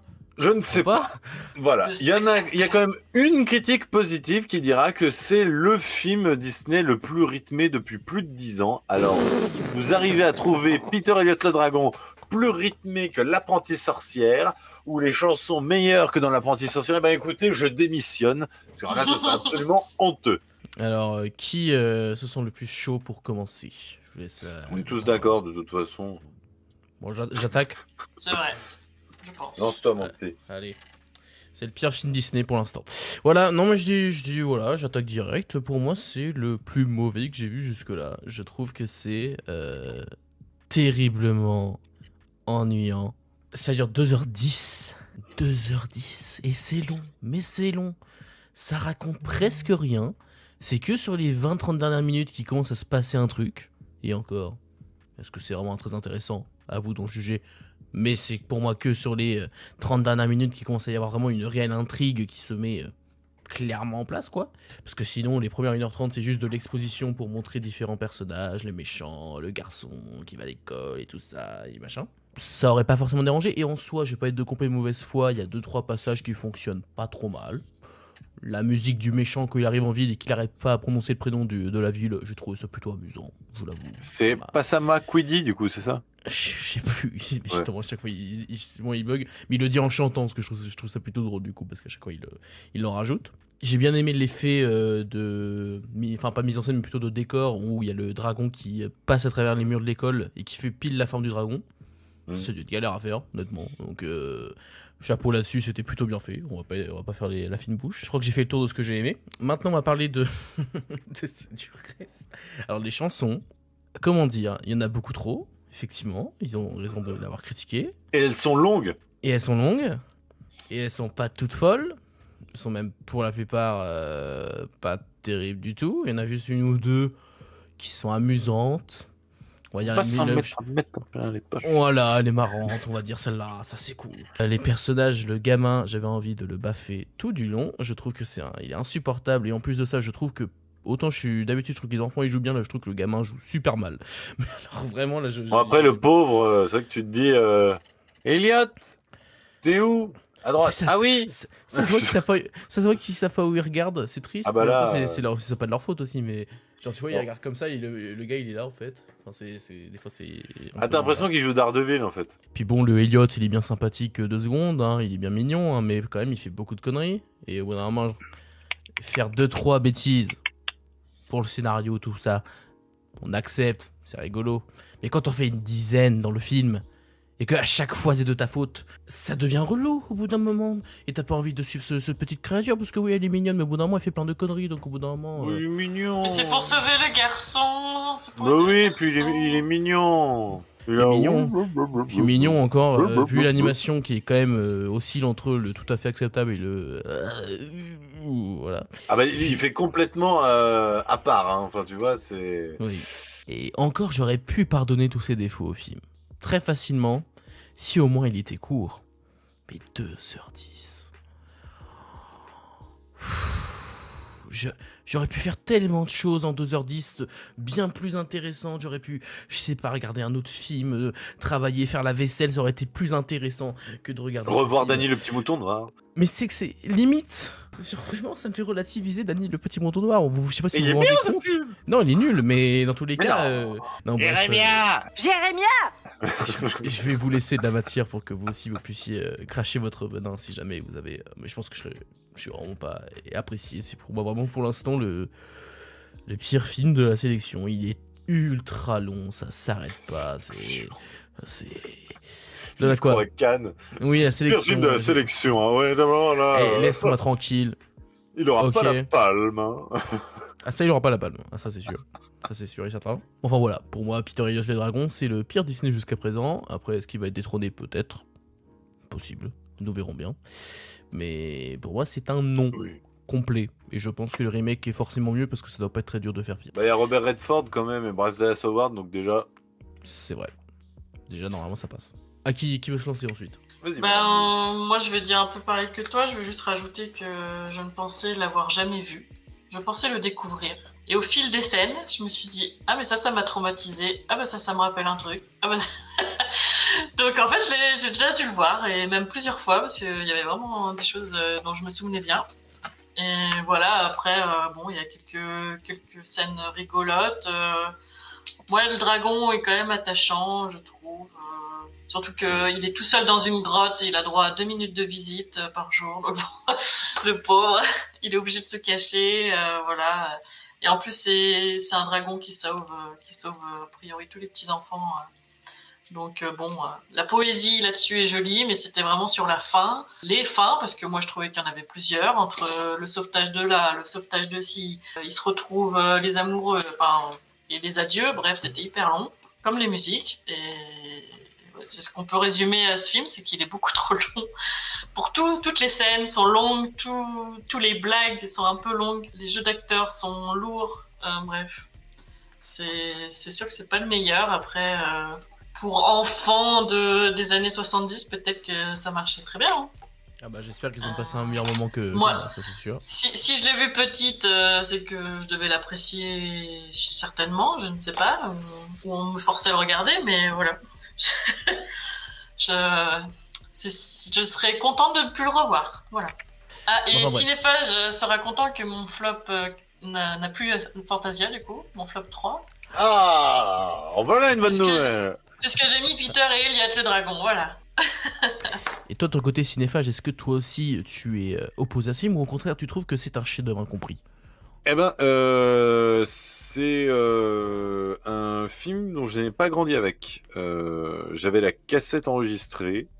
Je n'ai aucun souvenir d'avoir vu ce film, ou alors je pense que gamin j'avais peut-être dû lancer la cassette. Quand je dis lancer la cassette dans le magnétoscope, hein, pas lancer l'acheter, mais je pense que je suis jamais allé au bout de ce film en fait. Et je l'ai véritablement découvert il y a 2 ans. Donc du coup là véritablement c'était un calvaire de me dire oh là là, je l'ai vu il y a 2 ans, faut déjà que je le revoie, mon dieu mais quelle horreur. Enfin voilà, c'était un supplice insurmontable. C'est un film vraiment interminable. C'est extrêmement longuet, c'est très attendu, c'est très convenu. Alors certes, ça devait être très beau à l'époque, mais on se rend compte qu'il y a plein de ressorts qui ont été tellement mieux faits après. Et même, je trouve que, voilà, en termes de film qui a été malheureusement conspué par mes camarades, je trouve que Danny et Petit Mouton Noir était beaucoup plus touchant. Et en termes de comédie musicale, je trouve que L'Apprenti Sorcière fonctionne tellement mieux. Reste que... je trouve Mary que... Poppins. Ah oui, non mais Mary... Les intégrations de dessins animés étaient mieux faites dans Mary Poppins, c'est hors concours, c'est un chef-d'œuvre intemporel. Et putain, c'est là. Tu vas nous convaincre que ça l'est, oui. Moi, je le pensais pas. Ouais. Ah non, mais franchement, c'est... plus je le vois, Mary Poppins, plus je dis, non mais en fait, on est près de la perfection. En termes de comédie musicale, c'est un truc de dingue. Là, Peter et le Dragon, bon voilà, les chansons ne marchent pas, à part une ou deux. Reste que Elliot le Dragon, je le trouve touchant. C'est un personnage qui est attendrissant. Je comprends pourquoi il a fonctionné avec les enfants. Et j'ai beaucoup de tendresse pour le personnage de Nora, que je trouve qu'Hélène Reddy n'était pas du tout actrice à la base, elle était donc chanteuse, et je trouve qu'elle s'en sort plutôt pas mal. Certes, ses chansons sont pas terribles. Enfin, en tout cas, mon Dieu, qu'est-ce que c'est pauvre. Mais véritablement, on sent que c'est une femme meurtrie qui essaye de se reconstruire, qui en plus s'occupe de son père, qui ne passe son temps qu'à boire. Son mari, du coup, est parti à la mer. Elle ne sait pas si elle va le retrouver. Lui débarque à la fin en disant « Ah bah j'avais perdu la mémoire et puis je l'ai retrouvé tout d'un coup. » Alors là, c'est un peu l'excuse de « Je m'étais trouvé une belle femme et puis elle m'a foutu à la porte. Je me suis dit peut-être retourner sur l'île natale quand même. » Voilà, excuse vraiment bidon, salaud. En plus, il a une tête de Burt Reynolds de Wish, mais un truc de malade, ce mec. Enfin, voilà. Perdu en mai, sa moustache n'a pas bougé. Hein. Oui, voilà. Et le père de Nora, qui est interprété par Mickey Rooney, que on retrouvera dans la trilogie de La Nuit au musée, entre autres. Mickey Rooney qui est surtout aussi connu, alors ça pour avoir joué dans Les Talons Noirs, mais pour avoir joué dans Diamant sur canapé, puisqu'il jouait le fameux voisin chinois avec une interprétation particulièrement raciste. Voilà, Diamant sur canapé, c'est un chef-d'œuvre intemporel formidable. Audrey Hepburn est absolument dingue, magnifique, et joue comme un charme. Et il y a cette chanson the sea. Enfin voilà, c'est magnifique. Mais voilà, le voisin chinois, c'est absolument affreux. Voilà, en termes de racisme, on a Disney et le voisin chinois dans Diamant sur canapé, c'est bon. Voilà, on a pété tous les compteurs. Quand vous voyez le personnage, vous dites oh putain, oh là là. Et donc c'est Mickey Rooney que on retrouve du coup dans Peter et Elliot le Dragon, qui joue un mon ancien gardien de phare particulièrement alcoolique, et du coup, voilà, Nora, assez touchante. Voilà, il y a quand même quelques points positifs dans ce film qui est, voilà, franchement... en fait, c'est l'un des films où je me dis, est-ce que si je l'avais vu enfant, ça aurait changé mon appréciation aujourd'hui? Le problème, c'est que je sais, du coup, techniquement, que je l'avais. Je sais que nécessairement, j'ai dû le lancer au moins une fois. Et que ça n'avait pas décroché. Je sais que j'ai jamais fini le film, quoi. Et ça veut quand même dire une chose. Oui, c'est comme moi, j'ai dû le voir petite et je m'en rends compte que maintenant. En fait, il m'a pas marqué pour le reste de ma vie. Il m'a aucun souvenir, quoi. Voilà. Alors que, Dany le petit mouton noir, l'apprentie sorcière, ce sont des... Et évidemment Mary Poppins, ce sont des films que je voyais, je revoyais, j'avais envie de revoir. Enfin voilà, c'était vraiment... c'était ça, quoi. De toute façon, au moins Dany, on peut lui dire, j'ai beau lui faire des reproches sur tout ça, au moins il dure 1h20. C'est 50 minutes de moins. Enfin voilà, et puis le gamin jouait mieux. Donc il y a plein de choses qui... Si. Et la grand-mère. Jérémia. Enfin voilà, j'adore toujours. Voilà, j'ai du mal avec ce film, mais pourtant il doit y avoir forcément une fanbase, puisque à l'inverse de L'Apprentie Sorcière et Dany le Petit Mouton Noir, Peter et le Dragon est sorti en Blu-ray. Voilà. Et il y a une live action, il y a un remake live action. Et il y a un remake. C'est pas vraiment un remake. Live action. Ils se sont dit ça vaut le coup de le refaire en live action. Ils se sont dit ça vaut le coup quand même. C'est vrai. Mais oui, il y a sûrement une fanbase puisque mon frère a appelé son fils en du fait du dragon. Ah oui. Ah ouais. Alors, est-ce que tu peux faire quelque chose pour moi? Tu lui dis, viens, on va revoir le film. Et ça après, il va dire, purée, pourquoi je l'ai appelé Elliot? Moi, j'ai eu l'impression d'entendre mon neveu tout le long du film. Hein, quand on appelait Elliot, hein, pas quand le dragon faisait... Non, mon neveu s'est parlé quand même. Mais oui, je lui demanderai son avis sur le film, si vraiment ça l'a marqué. Mais je pense que oui, parce que c'est bien sa génération, les années 80, il a dû le voir petit, quoi. Ouais, absolument oubliable, et je ne retiendrai que Helen Reddy, qui, hélas, nous a quittés en 2020. Évidemment aussi Elliot le Dragon, qui est quand même un beau personnage, que tu comprends pourquoi ça a quand même pu marquer les enfants. Très bien. Eh bien, vous aurez compris que sur ce Peter et Elliot le Dragon, nous sommes loin d'être dithyrambiques, que certains apprécient plus que d'autres, dirons-nous. Mais voilà, dans tous les cas, c'est clairement l'un des... paradoxalement, c'est à la fois l'un des films les plus oubliables du studio, mais aussi un film qui a un petit peu marqué certaines personnes. Je pense à la télé, parce que ça a été un échec quand même à la sortie, mais ouais. Je pense que les rediffusions ont dû faire beaucoup. Ouais, c'est possible. Alors, avant de vous annoncer le programme dans 2 semaines, je vais vous demander de m'annoncer votre top 3 et votre flop 3 actualisé. Pendant que vous le recherchez s'il n'est pas près de vous, je vais vous donner le mien. Pour le flop 3, du coup, on a un petit peu de changement, puisqu'on est passé... on a du coup alors, je crois que c'est pas la boîte à musique, c'est l'autre, c'est Melody Cocktail. C'est ça, en 3e position. Dany le Petit Mouton Noir en 2e position. Et en 1re position, nous avons le nouveau Peter et Elliot. Bienvenue à toi, en espérant que tu restes bien longtemps. À la 1re position du flop et en top 3, ça change pas. On est toujours sur un Pinocchio en 3e, Cendrillon en 2e et Bambi en 1er. Rien n'a changé de ce côté-là. Flop 3, pardon. Donc en 3, j'ai mis Elliot et Peter et Elliot, le dragon, pardon. En 2e, c'est toujours la boîte à musique, et en 1er, c'est toujours Melody Cocktail. Et dans mon top 3, moi, ça a bougé quand même. 3, j'ai mis les Aristochats. En 2, c'est Bambi. Et en 1er, c'est toujours La Belle et le Clochard. Que des animaux. Oui, je suis très animaux. Et toi, je suis végétarienne. Ah bah... Eh ben, moi, en flop, donc en 3e position, Peter et Elliot le Dragon. En 2e position, Melody Cocktail. Et en 1re position, Mélodie du Sud, toujours. Je suis toujours plus fait chier devant Mélodie du Sud. Hein. À mon humble avis, c'est infiniment mieux que Peter et Elliot. Quelle horreur. En top 3, par contre, toujours Cendrillon.